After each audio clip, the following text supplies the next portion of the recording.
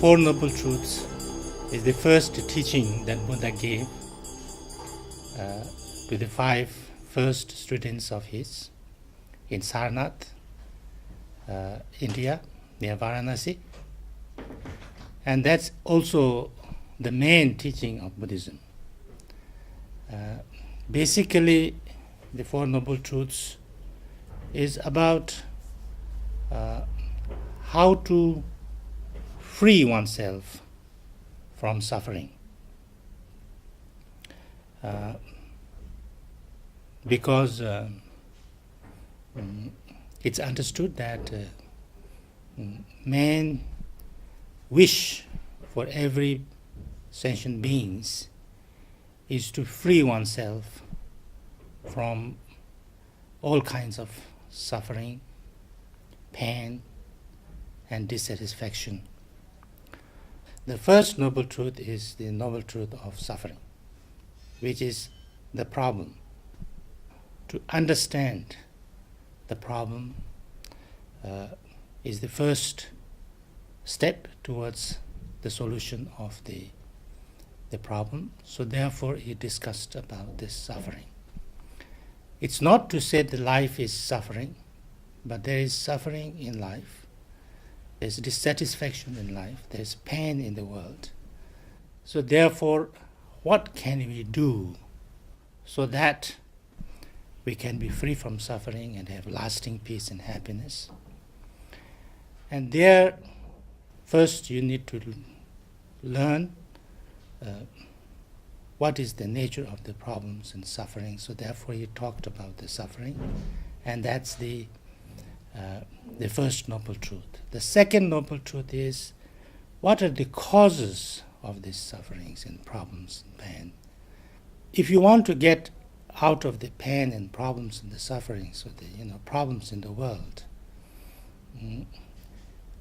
it's not possible to get rid of everything in the world that would make us unhappy, or that would create problems, or that would bring some disturbance to my mind. So the only way that we can deal with the problems could be that we change our own way of understanding things, reacting to things, how we work with our own emotions, our own reactions, our own habitual tendencies. And through that, we transform our own way of experiencing things. So therefore, we can say internal causes of our problem and pain and suffering is within us, our own negative emotions, our own negative habitual tendencies, our own way of seeing things, and then acting on that. Our actions motivated by those emotions and way of seeing. So therefore, the causes of suffering is described as kleshas, which is the negative emotions, and karma, that's the actions which comes out of those negative emotions.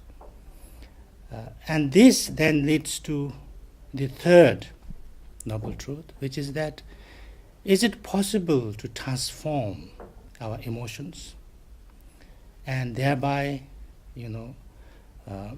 we can transform our negative way of acting with body, speech, and mind into compassionate and loving and understanding way of reacting.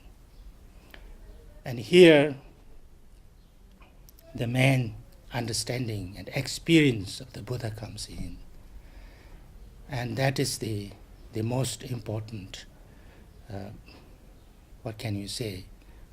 proposition of the Buddha, that when a person learns how to act with compassion and wisdom instead of negative emotions and negative habitual tendencies, then one can experience in a different way, with kindness, with peace, with joy, because that's our primordial state of our basic consciousness. And so therefore, when one can transform our negative emotions and way of reacting in a positive way, with compassion, with love, and with understanding, what we call sometimes wisdom, then it is possible to change our way of saying things, our way of reacting to things, and bring a true and genuine peace and joy and satisfaction in ourselves. And therefore, it's not something that only one person can do, but something that every being, every human being at least, can do. So therefore, this is the third noble truth, which is the cessation of suffering. And once you find that possibility, then there must be a way, there must be a method of training oneself to work on this, how to develop our positive way of being, our compassion, kindness, and our wisdom. And this is the path, the last noble truth, the path. And here Buddha recommended first the 8 noble paths. And it starts with right view, which is on how to look at things, how to see things in a clear and right way.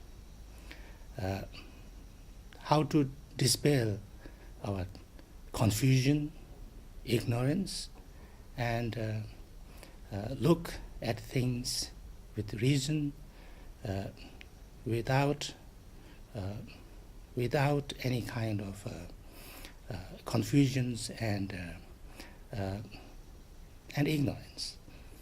And then, if we have this view a little bit more clearer, develop and learn, and slowly kind of develop this view, then we work on the right conduct of body, speech, and mind.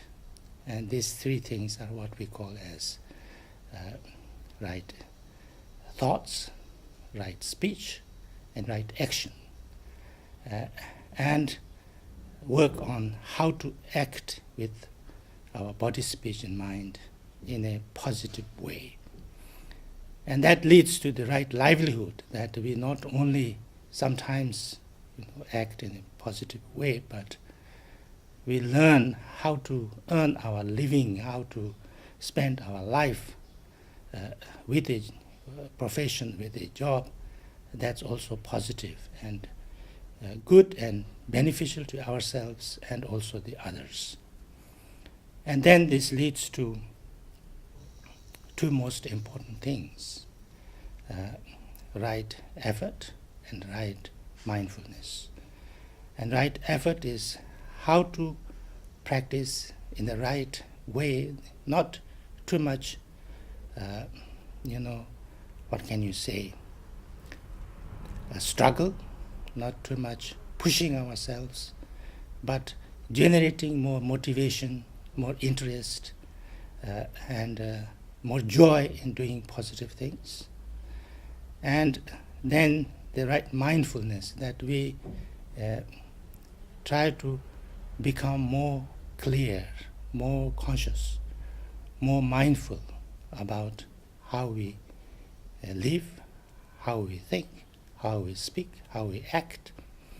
And through that, then we lead into our meditation, that to tame our mind, to work on how to bring peace and tranquility to our mind, but not only that, but also wisdom.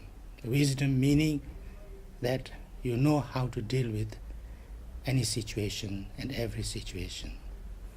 And when we can do these 8 things, work on these 8 things and become a little bit better, then it's understood that we can have a more peaceful, more joyful, and more purposeful life for ourselves, and can also be more useful and more beneficial to the others.